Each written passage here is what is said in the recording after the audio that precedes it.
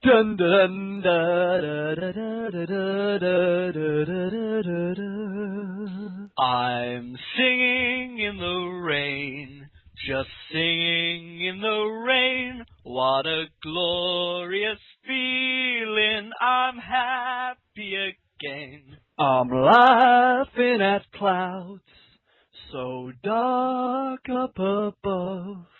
The sun's in my heart and I'm ready for love. Just singing, Just singing, just singing in the rain. Wow. Well, that went a lot better than planned. This is Bob Save the King with myself, Jimbo Joy, and my very good friend, Mr. Woldy. Fantastic. Friend. Yeah, well, I must say, Woldy is a lot more tuneful than myself. I've got a glass of water and I'm gargling away, and for your listening pleasure, I shall now gargle. Which is hot. Hot like that. I only hope that the listeners are as aroused as I am. Very, very true indeed. Now, there's a reason why we have indeed decided to bludgeon your ears with these fantastic musical inventions and devices. And Woldy, why is that? Tell me, why is that? Well, YouTube, as many of you may know, have quite a wide range of strict copyright rules. So, using actual tracks and recorded songs from all your favourite artists such as Elton John, Lady Gaga and Beyonce, you know, we can no longer do that because of copyright issues. So we decided to sing our own songs. Yeah, it's not so much that we'll be sort of shouted at by Googling YouTube, but it actually prevents some countries from listening to our show. And I know that Courtney is actually listening to us in country X, because I don't want to ruin her anonymity, Germany. And we've got a few Yanks listening and a few Canadians, and if anything changes, we wouldn't want to lose any of our listeners.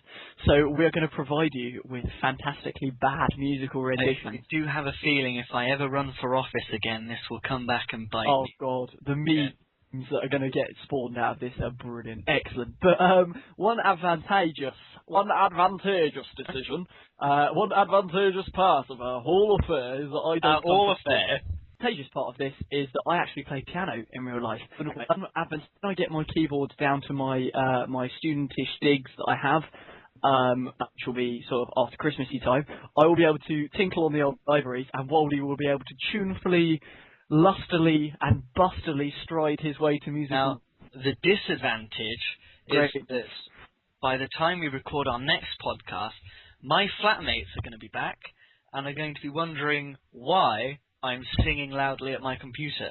It's going to be brilliant. I think the thing to remember here is we're doing all this pain and gain for the citizens of the EUK and worldwide to give you a fantastic Bob Save the King episode. So we've got a guest today. And actually, I'm going to absent myself from the whole process due to a hilarious "Have I Got News for You" type recording cock-up. And so I won't be there to interview the wonderful Ron. In fact, I won't even get to hear his voice until Woldy sends me the file to edit. So, but I'm very, very confident that Mr. Woldy will do a fantastic job and probably a damn sight better when I disappear off the podcast. Yes, well, this is another show that's being pre-recorded. It's the New Year's show. Pre-recorded well in advance because we had a few internet issues, a few problems with recording them around Christmas, understandably, I think.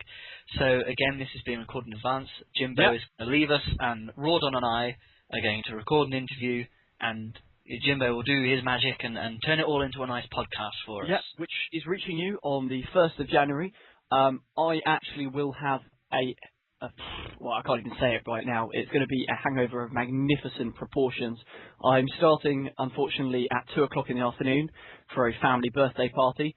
I move on to one friend's house, we go on to another friend's house, then we go on to a third friend's house for pre-drinks, head out to our local Wetherspoons, hit the clubs, and I think we have a taxi booked at 5:30 to bring us home, which is early, too early to stop partying. I hear some people are out till 7. I find, I will personally, when I'm out clubbing out on the tiles, by 3 o'clock, if I've been drinking, I'm practically falling asleep. Yeah, that is my problem. That I don't get, like, well, I sometimes do get incapacitated. Let's be honest. I am quite small in build. I only weigh 9 stone. That's a fun fact there. But despite being a whole 6 foot and 2 inches, God, I'm giving you a bio here. I naturally fall by the wayside fairly early on. But I do know what you mean. I prefer to go out at sort of 6:30 and be in home by midnight rather than all this ridiculous let's start pre-drinking at 11:30. I think the issue lies in the fact that I avoid energy drinks. Energy drinks I find disgusting. I'll just take the vodka out of them and drink that, because I much prefer vodka to energy drink. So as I'm not drinking the finest champagne, I thought. Well, obviously, if I have to go out with the commoners, I will drink vodka with them. But energy drinks, no. And as I don't have energy drinks, I get tired quicker. I think maybe. There you are. Could just be old age. I don't know. Maybe we should do coffee shots. Coffee shots is the way forward, I think. That's probably coffee the shots. answer. Even better. Even better. Right. So, we probably should get back down into our... Speaking of drinking... Oh, segue. Speaking of drinking, we all know that the French like a drink, don't we? Oh, they do indeed. And what have they been up to recently on Well, they've been...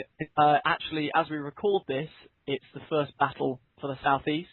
As you're listening, England have defeated them massively, with Ian Kears doing over 69 billion gajillion damage. What a guy. And we've actually invaded Paris, and we're now sitting comfortably on our empire, which is the entire Commonwealth and France. If that hasn't happened, which we can't guarantee, but it will probably have happened. Well, we're very sorry, but Woldy's probably going to be in Balmoral if Scotland is the only region we have left. Joy. Yes. It's not Stockholm. I hear that Sweden is very clement this time of year. Yeah. Sorry, just taking a quick sip of water there after our singing excerpts and exhortations. I'm quite parched in the throat department. And another person who's parched in his present department is Father, who we talked about a little bit in our last podcast, but in the intervening 2 hours, even less from when we did our last one, we found out a little bit more information. It was almost quite embarrassing, because Jimbo here gave me his allegations, as it were. He listed who he thought Father might be, and I, with the facts Jimbo provided me, drew the conclusion that it was Death Toll 32, and sent Father a message saying it was Death Toll 32. Father! Only then did Jimbo see fit to tell me that he goes by the name of Peregrine on IRC, and I realised that it couldn't be Death Toll 32. So after sending him a message accusing him of being Death Toll 32, I realised it wasn't Death Toll 32. No. Yes. And so, well, we have talked about Father, but I think for listeners who haven't heard it properly since Christmas Eve when we released our last podcast, I think it's time for the Monty Python Father, which we might have to bring out every episode as a stock piece. Something to do with Monty Python, I'm sure. We can fit. So me and Woldy are going to do a little bit of role play, in which Woldy is going to tell me that I'm inheriting all the lands and need to buckle down and study strong academic subjects. So go ahead, Woldy, and I shall give my reply. I haven't seen the sketch in ages, so this is going to be a generic kingly fathering voice rather than an imitation of Michael Palin, I think, does the character sketch. So you need to buckle down with your studies and practice academic subjects. Let me interrupt you, Father. Sorry, I can't even go on, and my mic just sort of... We have to fit in a... Right, let's start again. We'll do it seriously, and I'll wait for you to finish this time. Let's go, one more time. Okay. You have to buckle down, and you inherit all this land and whatever it is Michael Palin says in the sketch, and learn academic subjects. But Father, I want to sing! There you go. Well, it wasn't even that funny, but no, it's just sort of a stock figure. We build things up too much. For me, I think. Yes, a light chuckle of amusement is all I can say. And eating the listeners, though, I think a bit maybe. Yes. Another thing, like Monty Python. Yes. Sorry. Again, I keep trying to move the conversations on, but another thing that makes me lol is remembering the old times of the DDoS attacks and fighting in battles, which doesn't seem to happen so much. The DDoS attacks, fighting in battles happens rather a lot. I mean, we spoke briefly about this before, and as I say, obviously in the old days we had a wall and the 24-hour battles, so especially if they were started just after day change, in the closing minutes you would get a lot of people waiting to fight, which in itself on occasions overloaded the servers, but because of this, to add to the confusion, you would get a few conclusion and confusion. Oh, I've concluded that it's confusing, but there would be exactly. a few nasty people who would do a something else I can't say, DDoS, direct denial of service attack on the EU Republic servers to basically shut down the game whilst the battles were happening, meaning that lots of people couldn't fight, loads of people complained. I remember Gaius Julius, the American president, the POTUS for a short while, and later on one of the leaders of the Eden Mobile Corps, the EMC, always used to come and write these articles basically spreading bullshit about Phoenix, saying, oh, they've DDoS'd again, they do it every time, they're cheaters, they're this, they're that. When really, I think, realistically, both sides were as bad as each other, you know.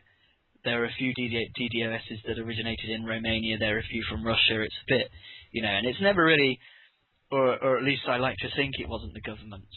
It's as widespread as Woldy AIDS, which, after all the strumpets that have been delivered to Buckingham Palace over the last 3 years, is quite widespread, I must say. Many come to Palace, but very few leave. Yes, and slightly bizarrely, the royal princess, illegitimate child of King Woldy, actually has also got it, which leads us to interesting questions about King Woldy and his relations with his illegitimate daughter. However, it may be so that they shared a strumpet on different nights, which is a perfectly reasonable explanation for the whole affair. Would you not agree? No comment? No comment. Well, I think I might have to do some forensic investigating with disastrous consequences of the wrong answer given again. Oh, you don't have to worry about that. Excellent. Turn into an episode of Jeremy Kyle. Exactly. Oh, see, these are more ideas for the fantastic podcast. Right. I think it is time for me to introduce our guest, who unfortunately I can't join you with, and he will get to no doubt introduce give you and a then log out. fantastic show. He is the Rawdon, who's currently serving as Mohar. He's probably resigned. Sorry, Mofar, the Minister of Foreign Affairs. He's probably resigned in the intervening period between. Exactly. Yeah. Another 50p to the GBP. GBBOE. God, so many acronyms. Anyway, without further ado, Bob Save the King. Bob Save the King. Welcome to Rawdon. Okay guys, actually I'm having to interrupt here at a very important and awkward moment to explain that our previous guest, Rawdon, who was booked, failed to show up for his interview, which is slightly embarrassing and awkward. So instead, I'm interrupting here to tell you that we've actually got the rather fantastic Count Dracula. I hope you really enjoyed the show, so Jimbo out. Cheerio, Jimbo. We are here. Jimbo has left us to go and do whatever Jimbo joys do at night times. And I'm here with Count Dracula, who is a current member of military command. Hello. Has done all sorts of stuff in the past. Well, you're probably better equipped to tell us about your past than I am. So what have you done in your life? I have done so many different jobs I couldn't even say every single one. I suppose in terms of the main 3 jobs I've done, I did 2 terms as the Minister of Trade back in 2009. The good old days. Oh yeah, back in my day, we didn't have these big old wars. We kept out of these things. Yeah. I was the Minister of Defence / Chief of General Staff even. Ooh. Back when that was even a role. Yeah. And I was part of military command for at least a year and a bit. Minister of Defence, I think, is one of the, if not the thing that I haven't done. I haven't done Minister of Trade either, so I think... You're not missing out on much. No, I've been led to believe that, yeah. I think, job-wise, I think we're fairly balanced, so hopefully should get a good discussion about France, etc. going on. So you're Minister of Defence, which is always handy to have an ex-MOD on hand. Minister of Trade, of course, it's always good to know a bit about finance and money and things. Is that anything to do with the real world? I know a lot of sort of maths students tend to go for these jobs. Okay, don't mention me in maths. Please don't. Mention you in maths, okay. I'm doing A levels now, and literally, out of the 3 options I did, 2 of those are maths. Really? Crikey. Yeah. I did, for my AS levels, I did chemistry, physics, maths and biology. I changed. I dropped maths and took up history, which I now do as a degree, so people always ask me why I did those subjects, and I say I don't know. But I found maths very difficult. I only just passed AS. But anyway, Yeah, we should talk about you back. you came back only quite recently, I believe. I remember hovering on IRC one day, and Count Dracula has joined. Unity is Strength, the TUB channel. I was like, Yeah. Count Dracula's back. So what do you think drove you to return to our lovely little game? I'm not entirely sure. I think once you've been in it for as long as I have, it just pops up in your brain every once in a blue moon, and you think, oh yeah, that reminds me of this time when I was on your app, and it eventually sort of spilled over, and I thought, okay, let's just go on and see what's on. And Nostalgia brought you back. yeah, I'm sorry. I know that quite a few people, I've certainly spoken to Smack, these sort of gold buyers, I think Smack won't mind me referring to him as a gold buyer, who feel that they can't leave eRepublic because they've literally invested too much money in it, and that's all that keeps them around, which is, I've only very rarely bought gold. I think I bought it once and felt shameful and dirty afterwards, so didn't do it again. I'm glad to say I've never ever bought gold. Well, you're a better person than I. Not a richer person, though. Not a richer person, no, certainly not. But then I'm the king, so I'm supposed to be rich, you know. Yes. So what are you currently doing in the E-world? I am currently part of back in the military command. I'm operating the UK citizens sort of supply and orders IRC channel. That's quite important, really, and it links in roughly, I suppose, with the domestic side of things, because the idea of that is to get these, in a sense, to get non-military personnel and even non-forum users onto IRC to help us fight. So there's definitely a retention aspect there. Yeah, I mean, I've always been one for IRC just because the community on IRC is so brilliant most of the time. Absolutely. If anyone isn't on IRC and they're listening to this, you can take Count Dracula's advice and join IRC now. In fact, if you join #UK.coop without I'll be there. he'll be there and he can give you all sorts of fun things. What was I going to say? Yes. So you're in charge of handing out guns to all these military chaps, and as we record this, the battle for the southeast of England is drawing to a close. I think if it hasn't finished I think it's already. done. I think it was finished about at 9 o'clock this morning. At about 9 o'clock. I remember watching it. I was up early today to pack. It's not fun. But how did that go, would you say? Southeast, last night I was up pretty late, and I was doing, I don't think it was very good, but I'm hopeful for the future, nonetheless. Could have been a little bit better, but of course, yes, I think everyone's favourite, I think Romper is a Romanian, and yes, Bob is Croatian. Yes. Can I do a mini shout out for someone? You can shout out all you like. Can I give a big heart to Xanthar Zyban, I think his name yes. is? Who fought I believe he's the 5 million at least? New Zealand, isn't he? Yes, 5 million damage. He's actually a chum of mine. And he did tank for us, you're right. I noticed that. I was speaking to him the other day, because he happened to be on IRC. He's an ex-UKer, moved to New Zealand when they joined the game. It's a good shout-out, really. I ought to shout out to him myself, but you've done it already. So we lost the battle, unfortunately, but, you know, I think we're used not lost the war. Losing a few battles. Certainly not lost the war. I may remind our listeners that the Napoleonic War was going dreadfully until the 2 days before the Battle of Waterloo, where we beat the French at the Battle of Ligny and Quatre Bras. Any story not tell you this, you know. And obviously at Waterloo, Napoleon was crushed, so... And that is a field in Belgium, and Belgium were also attacking France. Yeah. It all adds up, you know.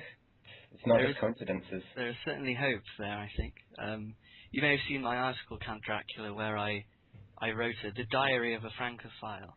Oh, yes. And all of the times, I think I've already said this in the podcast, but all of the times were years of French military defeats.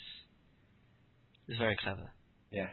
I'm tooting my own trumpet. So we have #UK Co-op. We're getting people in to fight. And obviously, France had a treaty with Poland, which they've broken. Because I wasn't around back then. No, so well, France had all sorts of deals, not only with us, with the Strasbourg Treaty, but with Poland. Yes.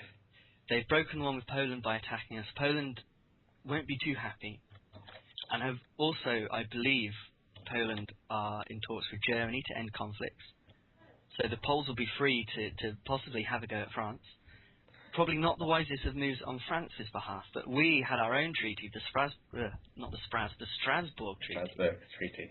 I always like to say my father lives in Germany, and when you hear people say Strasbourg, they say Strasbourg. So I'm always tempted to say Strasbourg. So we have the Strasbourg Treaty, which I signed whenever I signed it a few months ago. Months ago. I was around years ago. Yeah, you would have known it. Yeah, man. But it was basically an agreement of no conflict between Germany, France, and the UK, and Portugal were in it, I believe, at one point. It was diluted under, I think, James W., which was a good thing because, you know, we were in the process of joining one, and we did join one, and you have to say, you know, that is a little bit cheeky for people who are you know, trying to stay cool with France and Germany, because obviously you're then in bed with the Poles and the Serbs and the people who at the time were occupying them. But I do feel, as someone who was involved in the Congress talks, that we always were sincere and had faith in the idea behind the treaty that maybe France, Germany and the UK could remain friends, right up until the point, and I think I'm not the only one who felt this, that we thought, you know, that we were chummy with them right up until the point when it really got bad. Germany put lots of effort into fighting against us in Ireland, and France now have obviously declared us as an actual enemy, so something went a bit awry there, but it is a bit tricky to say what, because we did join one months ago. I think it's more to do with boredom and political tensions, and when these sort of things go on in these countries, as it's the same in real life, but when these sort of things go on, you know, people tend to look at a place to vent their anger, and I think we've probably become a victim of this het-up rage that these countries have experienced, and they just think, well, it's the UK's fault, and these past weeks have decided to take it out on us. I can relate to some of their points, I can understand maybe why, but at the same time, I still sort of think, oh, that's a shame. As the person who signed us up to the Strasbourg Treaty, it's sort of, I'm sitting here crying tears and fighting against France and trolling them in my articles and all sorts of things. So, yeah. But we have the military. I suppose I ought to pass over to you to explain how to sign up with the military, how to get guns, how to get food, etc. Let me re-find the link. If you go to tinyurl.com/joinUKAF, that is our sign-up form. We'll try and get back to you within a day, and there's a lot of different things you get support. You probably get more money than you would get working privately. It's a good deal, isn't it? Yeah, it always has been joining the army. Yes, I mean, and of course there's a community aspect of it. I mean, you get involved that way. It's generally a good deal. Yes, I mean, at the lowest level, as long as you're willing to be RC active, you can get 4 Q5 tanks a day. Well, twice a day, actually.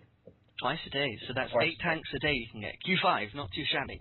Yeah, Q5. If anyone's listening, you know, if anyone's listening, if anyone new is listening, so I'm sure someone's listening, if anyone new is listening, 8 Q5 tanks, sign up to the army, you know, have fun, kill French people. What more can you want from a game? I mean, it's alright spending £30 on Europa Universalis or something like that and going around killing French people on that, or purchasing Cossacks too and killing French people on that, you know. But at the end of the day, you can get on New Republic for free, join our armed forces and kill French people for nothing. Wow. And you can do it twice a day. More if you feel like it.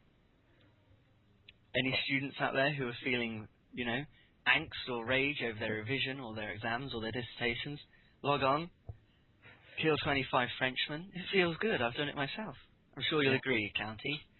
It is definitely a very good way to remove a little bit of anger in your life. And if you have any sexual tension that you need to vent, /query Diakon, I'm sure he'll be more than happy to help you out. Yes. Now, that has sadly drawn an end to our interview on a almost perverse note, but then anything to do with Diakon is going to be on a perverse note. So thank you for organising this. Well, I organised it, but thank you for gracing us with your last-minute interview, because we were going to have Rord on, but he's ditched me. Fortunately. Fortunately, because I'm sure he wouldn't have done quite as good as you've done. Thank you. You're too As our kind. second ever guest on Bob Save the King. How does that make you feel? It's a good feeling, isn't it? I feel special. Well, you should. Special isn't the word, I think. But yeah. So thank you for having us out here, and Thank you for having me. No problem. You can come again if you like.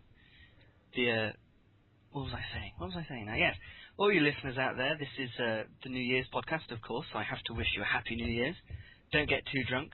Don't do anything that I wouldn't do. And if you have me on Facebook, you'll probably know that I've done a lot of things. So you've got a wide scope to work with there. Happy New Year's and all that. I've already said that. I hope you had a good Christmas. And for now, I'm going to have to sign off and say cheerio. And I think I'm supposed to say Bob Save the King.